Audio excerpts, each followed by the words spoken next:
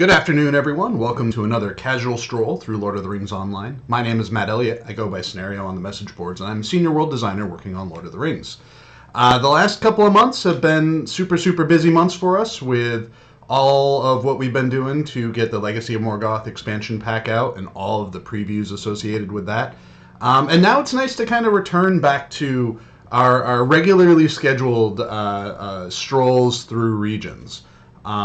This week we are jumping right into the Vales of Anduin, one of the first landscape regions that I was very deeply involved in the development of after I returned to working with SSG after my break from gaming.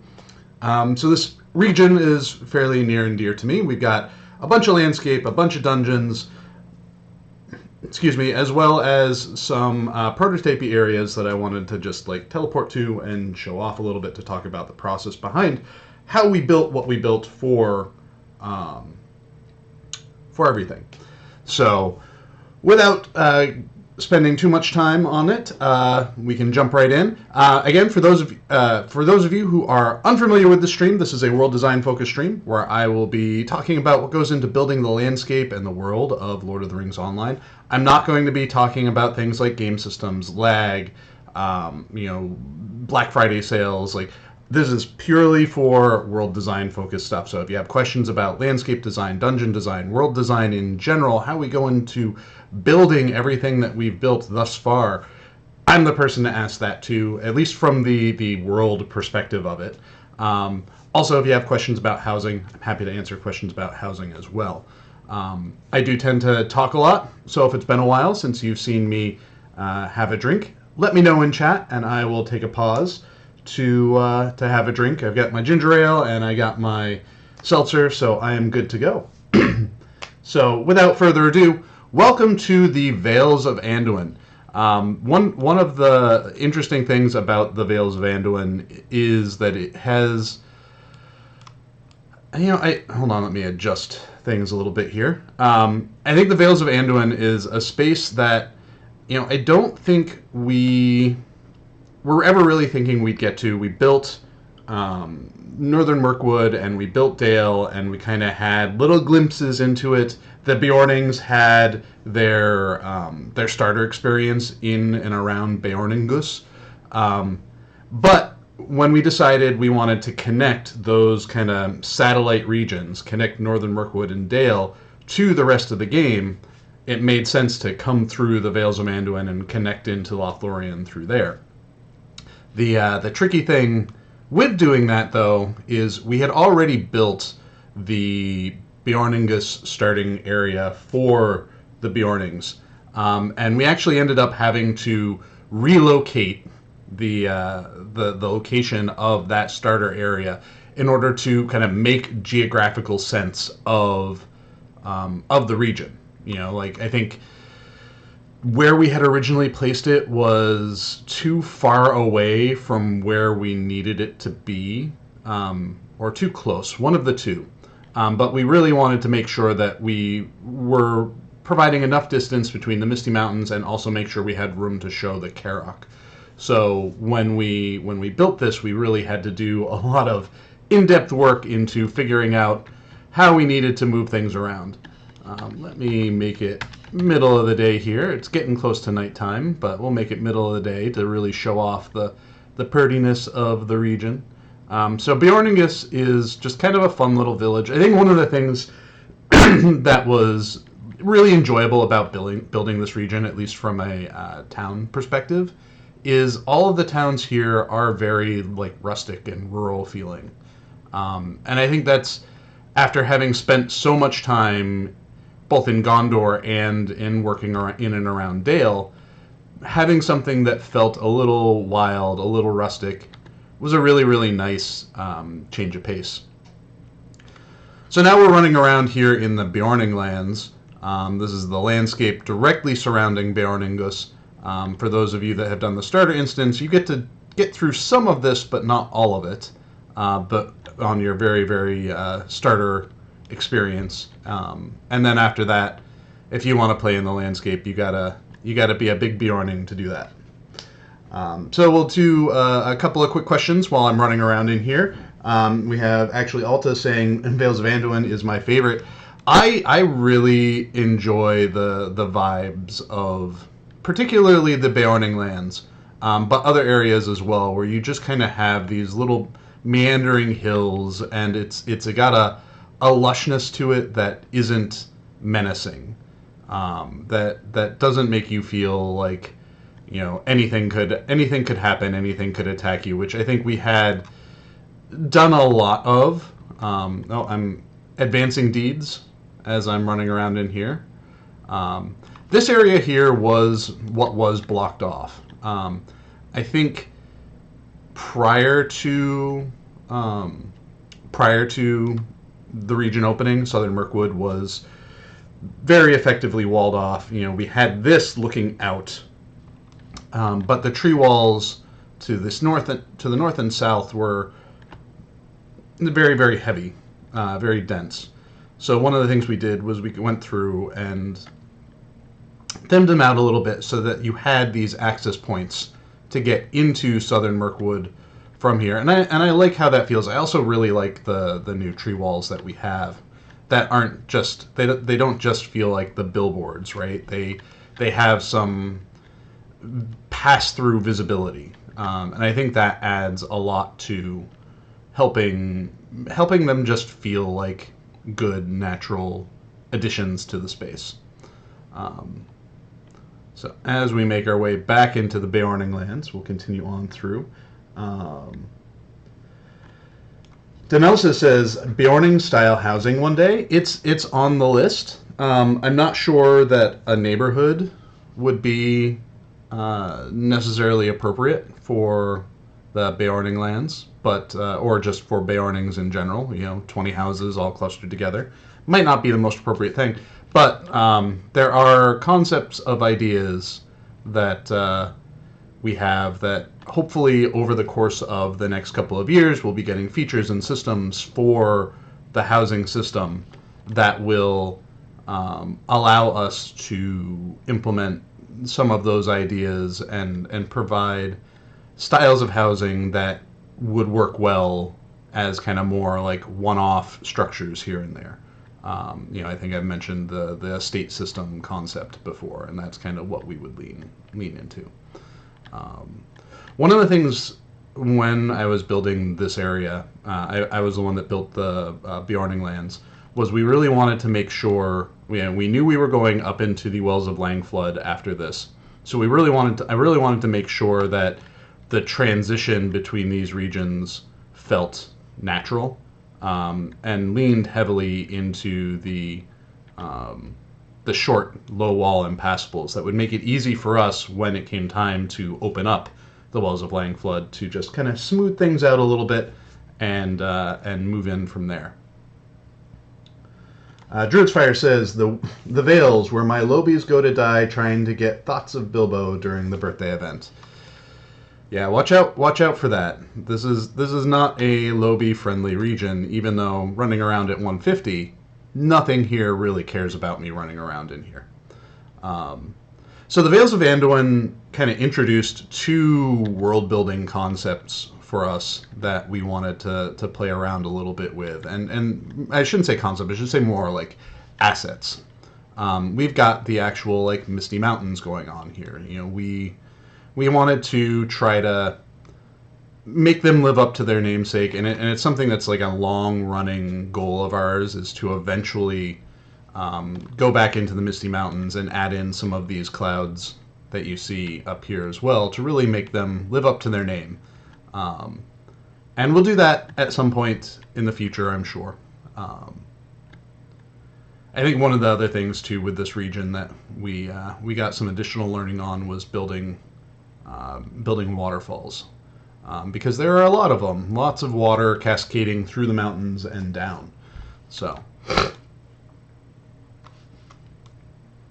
yeah, the clouds are one of the new world building assets that we got for this region that really have a big, broad impact.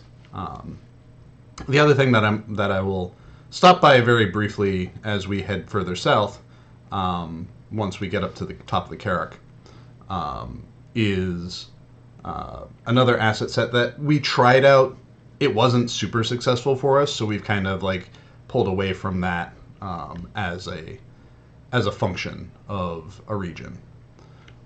So the Karok was something that, we really, when we built Beorningus, we really wanted to make sure you could at the very least see the peak of it, particularly as you're heading west from Beorningus. We wanted you to basically pass through a valley and then be able to see the Karok in the distance. This was something that I was playing with, was the idea of trying to make it feel like we have steps without actually having to hand place steps, carve steps all the way up and down. And I think it's mildly successful. Had we the premise of things like displacement maps and whatnot, I think that would help a lot, because normal maps can only do so much to help a texture feel like it pops up. But and then we have our friend Anoro here, one of 3 eagles that actually allow players to fly around with them. All right, now we get to see this great view in the distance. One of the things you can see going on here too in the distance is you can see these rocks that aren't looking like they're using quite the right asset, and this is something that has been a we're working on it over time kind of issue, and something that we try to do a little bit in a region here and there. I did this most recently in Rohan. I call it appearance pollution, where you load up an area and you have rocks that have a certain look to them, and then you load up another area with the same rocks but they have a different appearance applied to them. But because they are kind of a shared resource on the back end on how we render things, the stuff that you have loaded, that in this case the snowy rocks, kind of overrides whatever we might have set on those rocks. So like we can look at it in our tools and it looks fine, but when you go into client and you start running around, that's when you start getting the APR pollutions. One of the things I did for Rohan, Eastern Rohan, for the Legacy of Morgoth expansion was went through and did kind of a whole replacement of all of the rocks in that region, so that they use their own distinct appearances as opposed to trying to share them. And the reason why we set things up to be shared is because it just computationally helps performance. Instead of our engine treating every single rock as a unique object, underwater we go. Instead of it treating every single rock as a unique object, it instead thinks of each rock as something that's a shared resource. And because it's a shared resource, it can save a little bit on the rendering pipeline. The problem is when you start mixing you have areas where you're mixing different types of rocks, or you have areas where you go from one region with one color of rock to another region with a different color of rock, and that transition is not always as smooth as it should be, at least in terms of the appearances go. So we're working slowly over time to resolve those issues. Like I said, Eastern Rohan got taken care of with Legacy of Morgoth, and we might be able to look at hammering other regions where this occurs as we continue our work. So one of the other world building features we're about to come up on that we played around with and wanted to introduce was the idea of just the stream decals. The idea of thinking like, well, what can we do to kind of make it look like there's water flowing on the landscape without actually having water?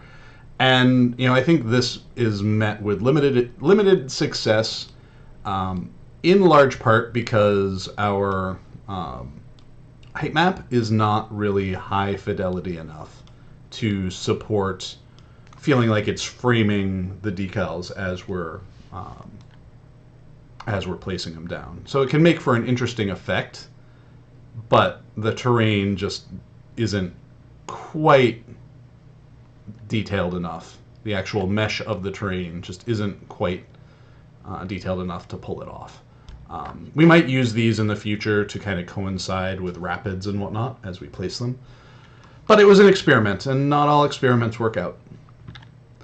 All right, So why don't we cross over? Well, we'll head down. We'll head south a little bit first, and then we'll cross over, and then work our way up and around through the Wolfdeans. So we're in Wood's Edge now. One of the things that I did here, I didn't build this region, but I wanted to have that sense of, as you cross into, underneath the eaves of the trees, it gets a little bit darker. So there's a variant on the day file here that when you are underneath the trees, it makes things a little bit darker. The light isn't as bright, because you are underneath the cover of things. I think that's one of the tricky things with lighting kind of an open world space, at least our open world space, is that, like, even when you're under the cover of stuff, sometimes it just doesn't quite work out for you in the way that you want it to. So you need a little something extra like that to help sell it. What's the most frustrating limit of using an older system while trying to be creative with new updates? Says Oakspace. I think the most frustrating thing is we look at new games, we look at new things like graphics features, gameplay features, and whatnot. We look at all of those things, and we kind of wish we could do them. And newer games might have been built to do those things natively, whereas LOTRO isn't. And so we have to make certain efforts, whether it's on the engineering side, the technical art side, the design side, to kind of mimic those features and functionalities that we want within the limitations of our system. I think, honestly, the clouds, these cloud objects, are a good example of that. I remember when, was it DX10 came out, and Microsoft was really, really upselling the concept of dynamic cloud systems, particle systems that look like clouds and whatnot, and react to things. And it was supposed to have been a major feature of what DX10 could do. And our way to achieve that is just by a normal big particle effect system. So I think there are certainly things that we really wish that we could implement when we see the cool bells and whistles that a lot of other games are getting as they're more modern and whatnot. We have to think about, okay, well, are there ways that we can kind of, in a roundabout fashion, create that sort of effect? So I think that's probably one of the frustrations.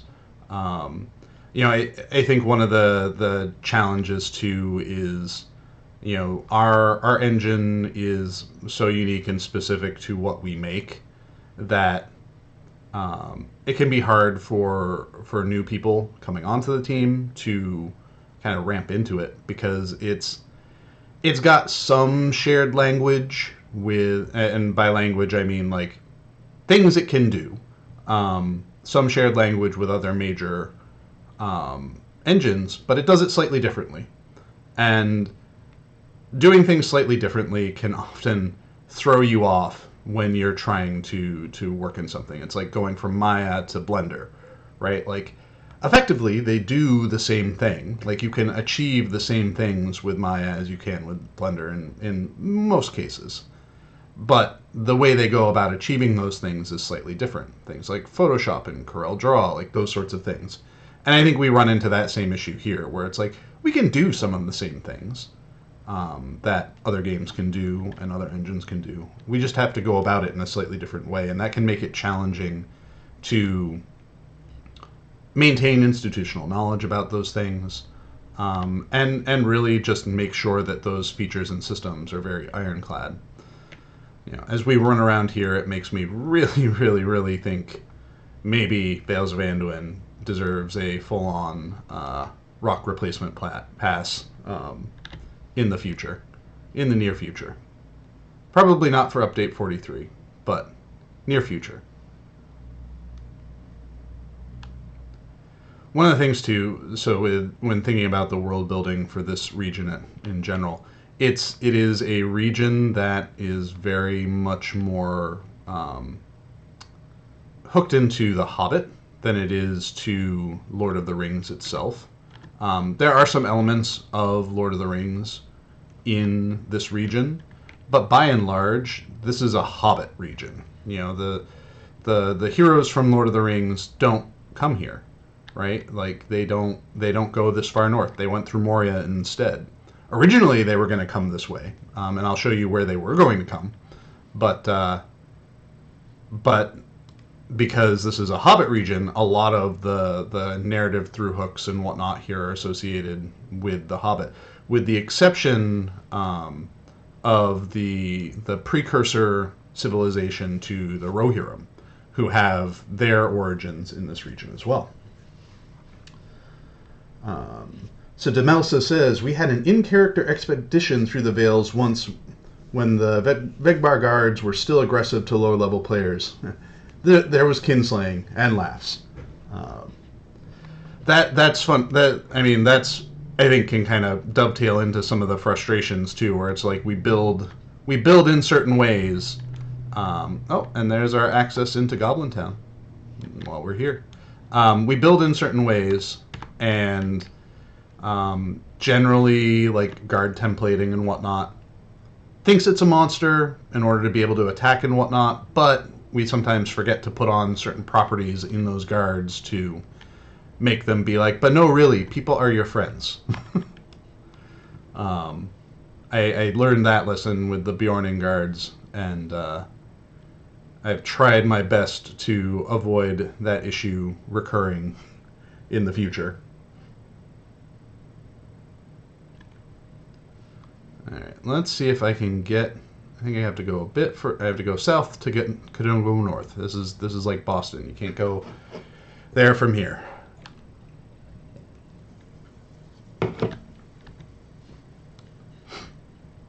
Alrighty.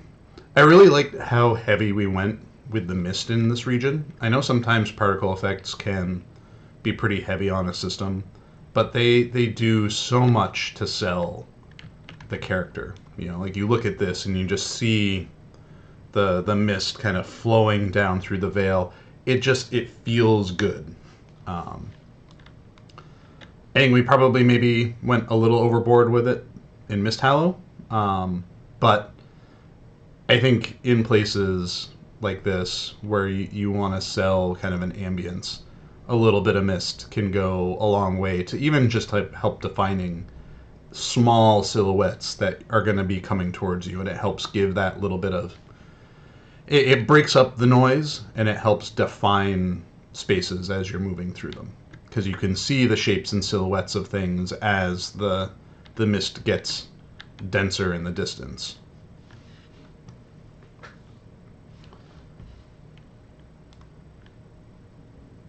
Alright, so we're almost to the Misty Mountains entrance. This was one of the things that, you know, we had for a very long time maintained basically a firewall for players, right? Like, the only way you can get into Rovanian is through Moria. And some of that was because we didn't want players to get into like awkward quest states and that sort of thing. But eventually we've kind of like laxed that. We've opened it up. So now there are multiple ways to kind of traverse the Misty Mountains to go from Eriador to Rovanian. And, you know, this is one of them here. One of the things we did want to make sure we do on the other side of this portal, which I won't go to avoid loading screens and whatnot. I'm running on a dev build, so who knows if it would crash. But one of the things we did do was have that guard standing by the portal with a bunch of dead wargs all around it, basically saying, whoa, whoa, whoa, make sure you're high enough level to go. But I really enjoy the feel of this particular section too. And again, I might be biased. This is another area that I was responsible for building, but and I've made it no secret that I am a fan of mountains and alpine woods and whatnot, because it feels like home. And I think one of the things that we kind of successfully did throughout the region was find spots within it that felt like home, right?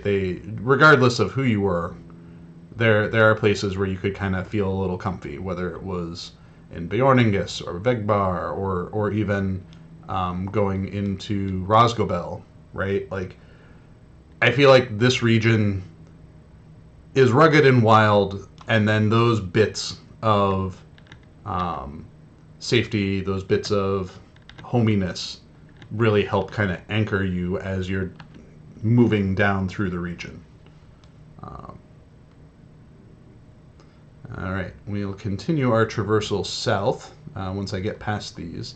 I love the just how open we were able to get some of the views here, being able to stand up on the Karok or even going up to the Eyrie and being able to look down the valley and look up the valley and just see the world around you. I know one of the things that we were supposed to do, or I wouldn't even say supposed to, but one of the things that the source materials had kind of indicated was if you're at the Eyrie, you should be able to see the Lonely Mountain from where you are. And sadly, like, our engine doesn't render out that far, so we were not able to realize the vision of the Lonely Mountain from atop the Eyrie. But we can imagine that it's there. All right, and we'll move along. But yeah, it's I don't know. It is not Shire coziness, but I feel like the Vales of Anduin has its own kind of coziness that is inviting when you take a player to it. And I think that sort of thing does make it very compelling to have a style of housing of some sort set in this kind of setting, because you can get that kind of feel from it. And I say coziness and whatnot, and then we approach a farm that is set on fire. So not too cozy, I suppose. One of the other things, too, that was kind of an important addition for this region was having some of the bushes be a little bit more flat, so that you weren't getting as overwhelmed by tall bushes and whatnot. They're still there, but I think they're a little bit lower to the ground than prior regions might have had them.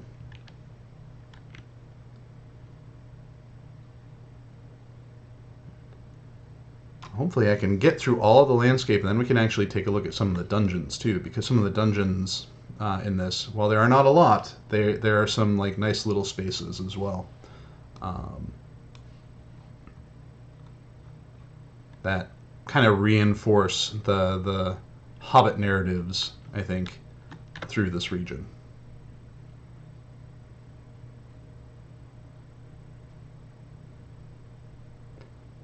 As I like run up here, I realize, oh, I built this little homestead, but I don't actually really have a road leading to it. It might be something that is a super low priority, probably not going to fix it issue, but something that I'm noticing as I'm running around in here. Bye, goat. Hi. You running away from me? All right. All right. We'll rocket jump my way up. Do I have? Oh, I do. Good. To Avabarg. So Avabarg is one of those places that I alluded to that has the history of the Rohirrim associated with it. That's why when you come to this little island, you can see the small herds of horses roaming around in it. We wanted to really kind of indicate, even if it's a subtle indication, that this was a home of what would become the Rohirrim. It feels odd that these horses might be here, but I think sometimes when animals like find a place and they call it home, they call it home forever. All right, we'll make our way back into the woods. I'm gonna shortcut it up and over so we can run around in the woods and again do some more future content teasing as well. Like, I've always talked about how as we build regions, we always want to make sure that we're adding bits and pieces here and there that allude to, you know, the greater world. And this is another one of those places that does that with the Narrows and the East Bight. You know, are places that we've, you know, represented in the map, even though they're not a place that you can actually get to yet. One of these days, but not yet.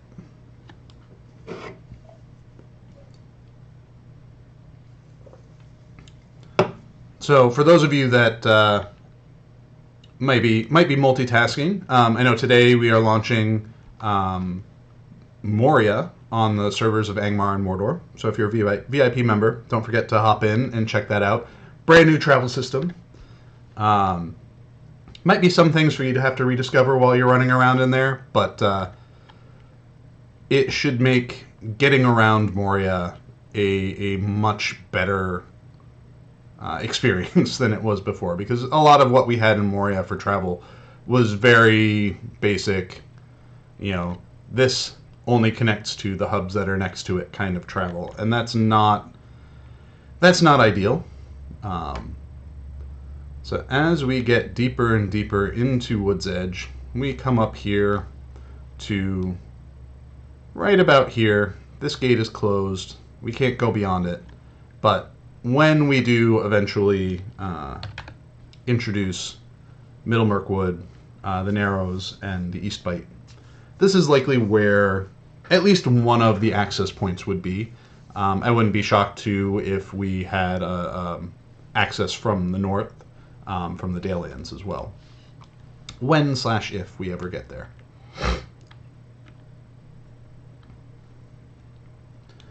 All right.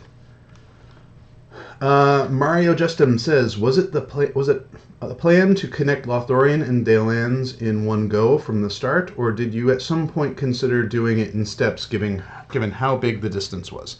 The plan was always to use the Vales of Anduin to connect to Lothlorien. You know, I think that was one of the big benefits of making this region. You know, we don't really like it when we have to do satellite regions like Dalelands and Northern Mirkwood were. It never makes us super happy to do that. So we were always wanting to connect it, and as we were telling the stories that we were telling, it made sense to come into the Vales of Anduin, and coming into the Vales of Anduin meant that we would have that connection. So it was always part of the plan. Speaking of maps, I'm noticing that the new stable masters in Moria aren't on the maps. That might be just a need for the map notes to be reprocessed. If they're not there, they will be there at some point in the future. We just have an automated process that handles that, that's supposed to update those things. And we've been doing some back-end work that has kind of turned off the running of those automated processes for a little bit. So hopefully, as of probably at the latest, I'd say 43, so sometime in January, those icons will be there, if not sooner, if not one of the patches between now and the release of update 43 fixes it. So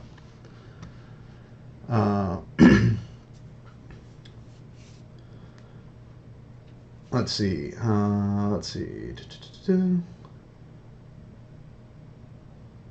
Pow2908 says, I really enjoyed the quest where you have to find the place where Arwen's mother was taken by orcs. I thought that was a lovely way to connect the stories and experience something we'd only heard about briefly.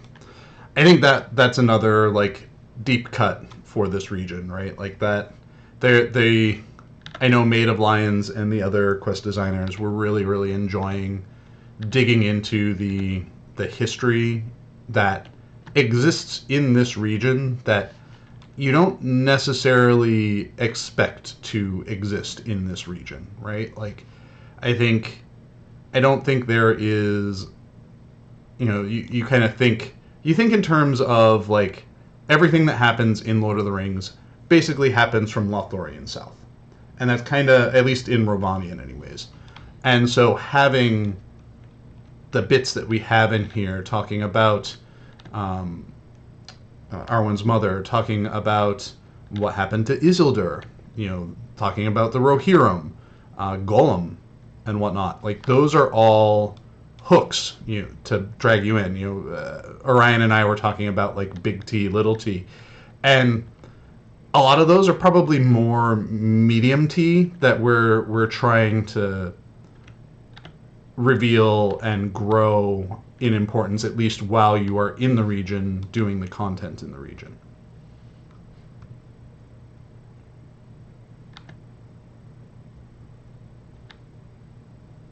And I think another case too, I see that Demelsa mentioned Old Man Ub, and I think that's very much a case of, we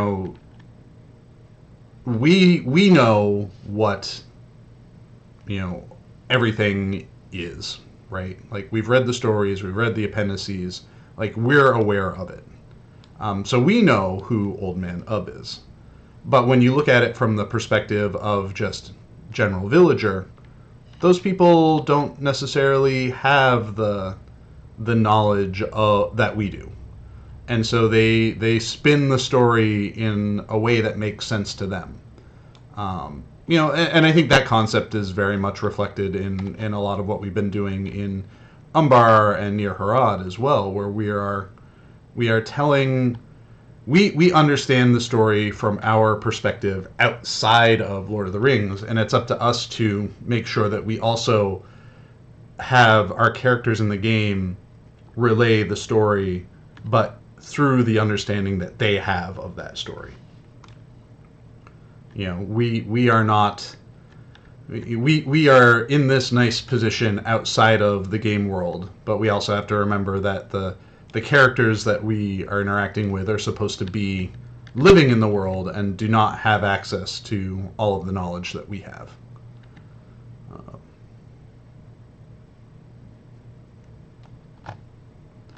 This area might be a good candidate for a boat travel from one side of the lake to the other.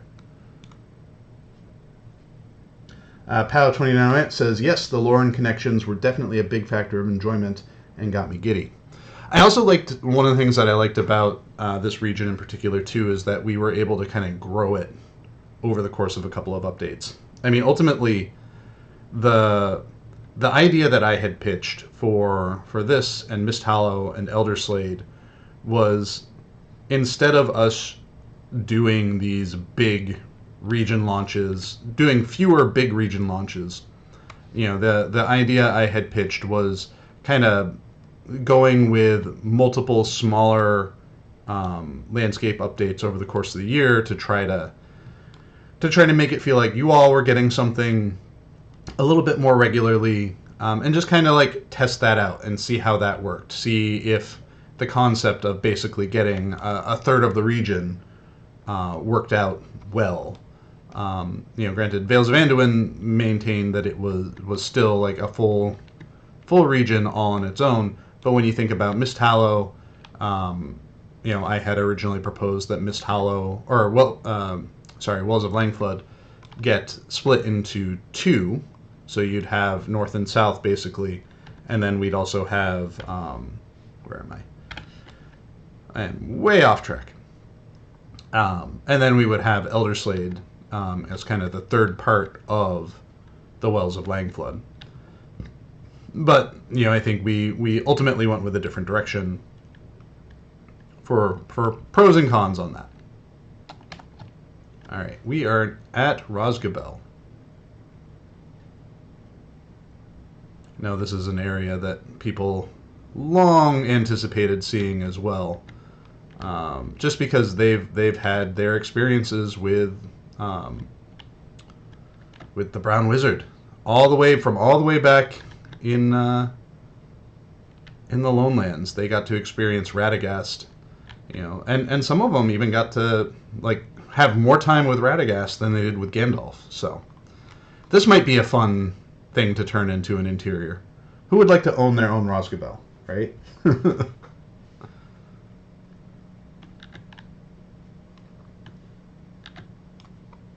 This is just such a cool little place.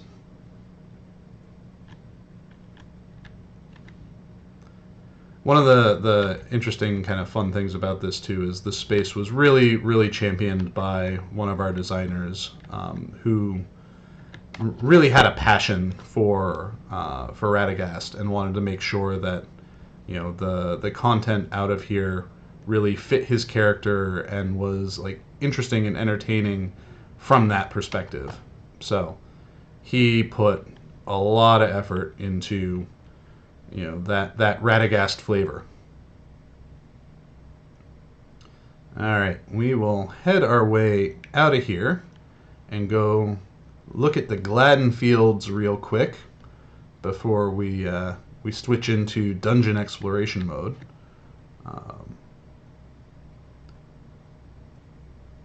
Make my way through all of Lyrelad for this. I think we've done such a great job over the years of figuring out how to build forests that sometimes it's hard for us to envision new kinds of forests, because we've kind of hit the template for a lot of different things.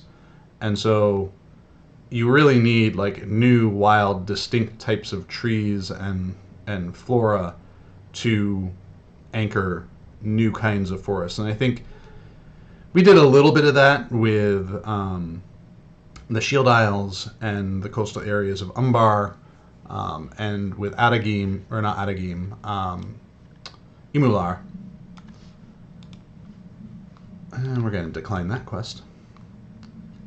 All right, here we are in the Gladden Fields, so aptly named because of all of the Gladdens all over the place in it, with occasional reeds here and there.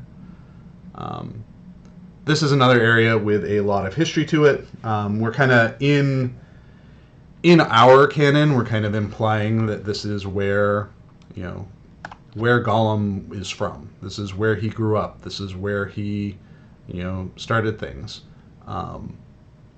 And we have remnants of that scattered throughout here. And then we also have this throwback to Sharky coming in. I think kind of our idea here was, these poor guys, they were sent up here on a mission to find the One Ring, and the messenger never got to them that, oops, Sharky fell over. So they're still here doing their thing, thinking that that's what they're supposed to do, and they've never been told that their master is no longer in play. But one of the things we did want to try to indicate in here is that the evil forces that are in the Gladden Fields are kind of competing for the same thing, right? Like, they're looking for the same thing without even really knowing what they're looking for. They were just kind of told, go here and find something. Because, I feel like whoever controls the forces doesn't necessarily want their underlings knowing the reason, the real purpose of them being here. So they need to be careful about how they explain it to those that are doing the work.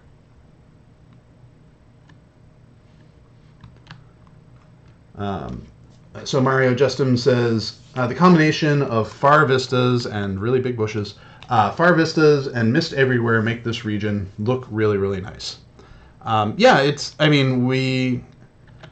alluded to the Shire a couple of times, but like really as we were building this, our internal thought process was we wanted to treat the Vales of Anduin as if it was the Shire, in terms of its character, its brightness, the assets that we were using. We wanted to kind of make it feel like we were making the Shire anew, using new assets and whatnot.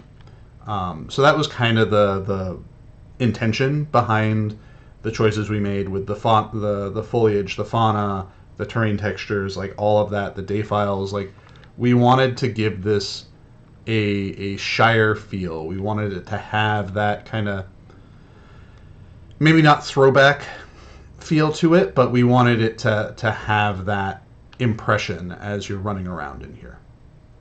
we wanted to we wanted it to be bright, because after the experience in the Iron Hills and in Arid Mithrin, which were, they're not dark regions per se, but they are desolate.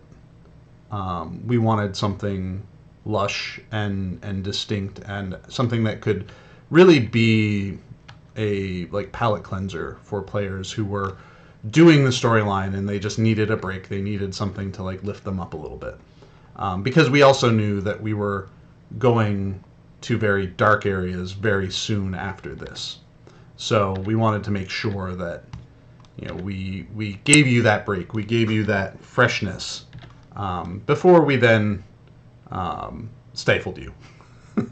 I guess is the word. And stifle is probably not the word, but a lot of the regions after this are much darker regions in their composition and in their stories. So, oh, that's right, I don't have the world event set on this.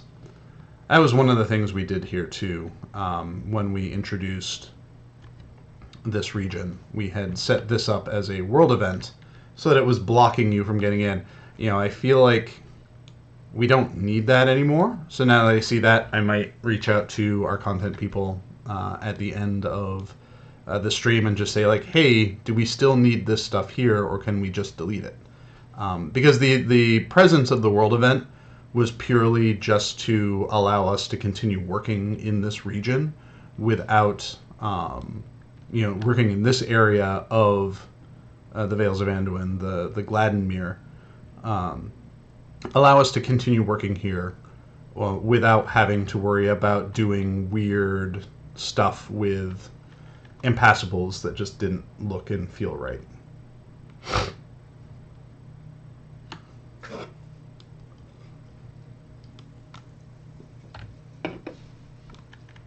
I really enjoyed building this area, bringing in some of the gold flecked stuff all over the place here, making it feel like it was a mining area that has fallen, which, as you can see here, it is very fallen. I think originally we had planned to be doing more in here with different spaces than we ultimately ended up doing. Excuse me. Things like instance clusters and whatnot. I think we wanted to do more than the one instance that is in here, but we never were able. We didn't have the time for it, and we wanted to make sure that we were able to do this, build this, and then carry on with the rest of the work that we needed to do. All right, I'm not going to explore this too extensively because we have a little bit more of landscape to explore through. But those of you that have played this know all of the missions and whatnot that are in this area. That was another one of the things that we really wanted to make sure that we secured in here, was having a purpose for the space. We did a lot of missions in here, beyond just having it be a cool little area that supports the raid. I do remember, because we did... the northern side of the lake was intended to be a small fellowship space, and we hadn't done one of those for a long time. And I remember the player reaction to that originally was very, very off-put by the fact that it was a small group space. There were people that were so used to their landscape experience being just simple, soloable, roll in, steamroll through a camp, that sort of thing. And then they basically jump in the lake, swim across it, and then all of a sudden they're getting stomped by giants and salamanders and whatnot that they don't have the ability to beat. And so there's a small bit of comedy in there, just like the comedy when I updated original Carndoom and changed the gap in a drop-off point ever so slightly to catch the people that were sleeping. But it's one of those things where it's I think we want to try to support that kind of landscape play more, and we've been doing that a little bit more because I think it does bring a different kind of dynamic that players just aren't used to, and it feeds into a style of play that we haven't supported much for a long time. And I think it's valuable to have support for that, and it's why we did it in Umbarmok. It's why we did it in Ureshtar. We want to make sure that that kind of playstyle doesn't go away. The small group playstyle doesn't go away in Lord of the Rings. And I mean that from a landscape perspective, not from a instance perspective, because we'll still be supporting that through instances as well. It's just we backed away from that a lot after the launch of the game, in part because of I want to say like us designing things not really in a way that's respectful of that kind of small group, pickup group kind of experience. Like a lot of our original landscape group content spaces were like they were slogs, right? Like they took a lot of time and effort to get through, and because they took a lot of time and effort to get through, even failing, dying once, being defeated once while you're in there can set you back like 2 hours, because you and your group had to work your way all the way back to where those quest targets were. And so I think for us, trying to think about small group play on landscape is something we want to support. We have to think about, okay, those old camps, while there might be like a lot of fond nostalgia for some of those experiences, we want to be able to build group play spaces on landscape that feel respectful of players' time and do not hassle the players, right? Like they're not going to be in the way of you trying to do your solo content. They're off to the side. They kind of opt in. You might pick up quests that have small fellowship stuff listed on them, and then it's up to you to decide, do you want to partake in these quests? Do you want to just remove them from your log? All right, we are winding our way down to the connection point between Lothlorien and the Vales of Anduin.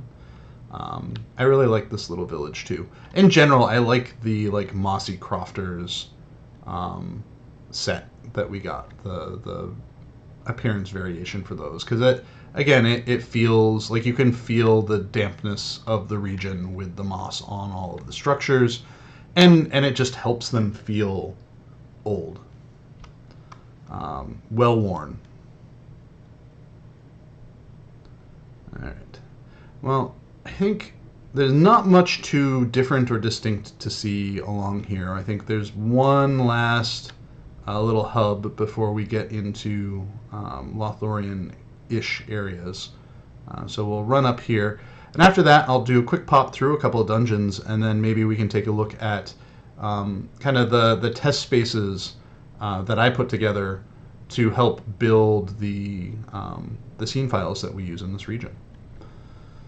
All right, and we'll end here with your view out over the Malorns into Lothlorien. So now, before everyone leaves, let's take a look at some of the interiors we have here. I think one of the ones that I really enjoyed making was the interior of Avabarg. This interior, I wanted to try to evoke our dungeon spaces, the concept of our dungeon spaces, something that was modular, but we didn't really have the pieces to build this modular thing.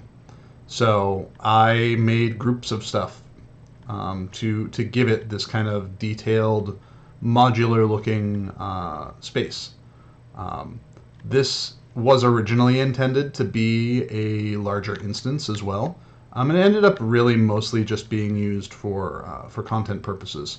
So the bulk of this space you don't actually get to experience because of what we did for content here. So maybe there's an opportunity in the future to make Avabarg a bigger interior experience for players, because you were supposed to be able to get.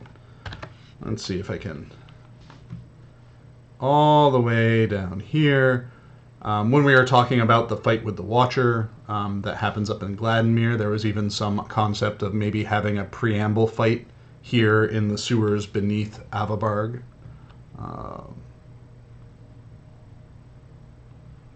Fly through a little bit more. I think this space too is a case of a designer saying, "I need this space," and not having a specific direction as far as how big the space needs to be, how much room it needs to have to support different things. So I made it big. I think one of the thoughts too was to kind of use this as a way to, like, we have all of these hallways and doorways, and we could have different instances just throw up different doors here and there to change how you move through the space per instance, which I thought would have been fun and interesting had we the time to make that happen.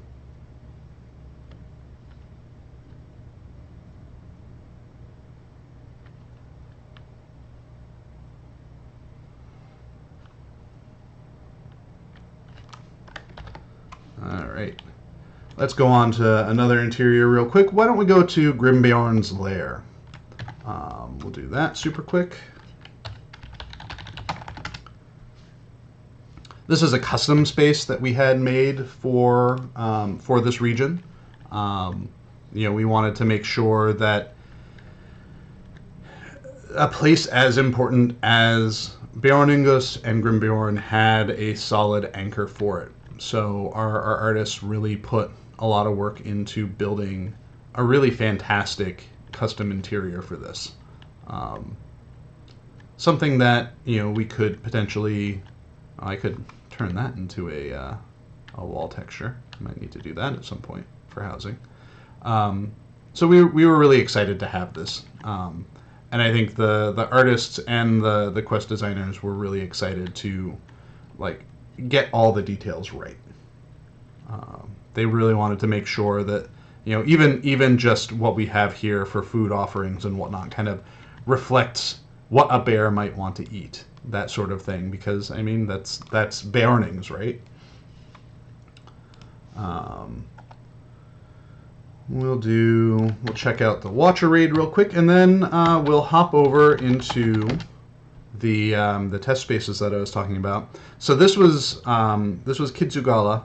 This was our raid space, and I might need to.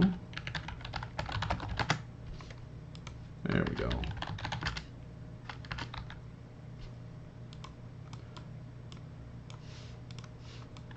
So this was a fun space to build with its own challenges, though. The main big challenge was a desire from our design team to change the levels of water in here.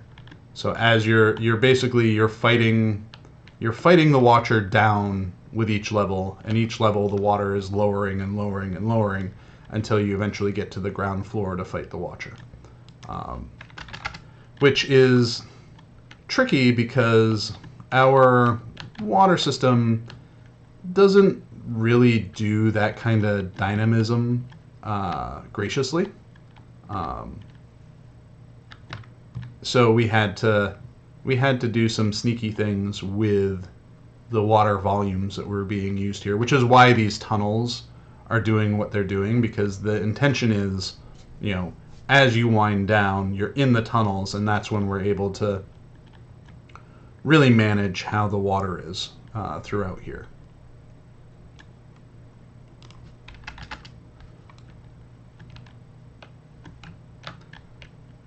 It is fun to build spaces that are detailed in this way, though.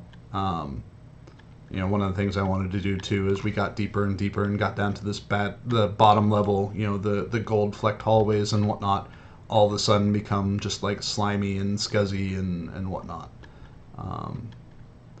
Then we have our final fight with the Watcher here, and there's a You don't get to see this usually. This is where the water volume isn't. So a couple comments real quick. Bjorningus is my favorite location in the game. Any chance we can expand the interior or outbuildings? I feel like that's always if we find we have a reason to return to Bjorningus, then I would not be shocked if we thought to either expand the building itself or to add outbuildings. Until we have that need to go there, I don't know that any changes will necessarily happen. But yeah.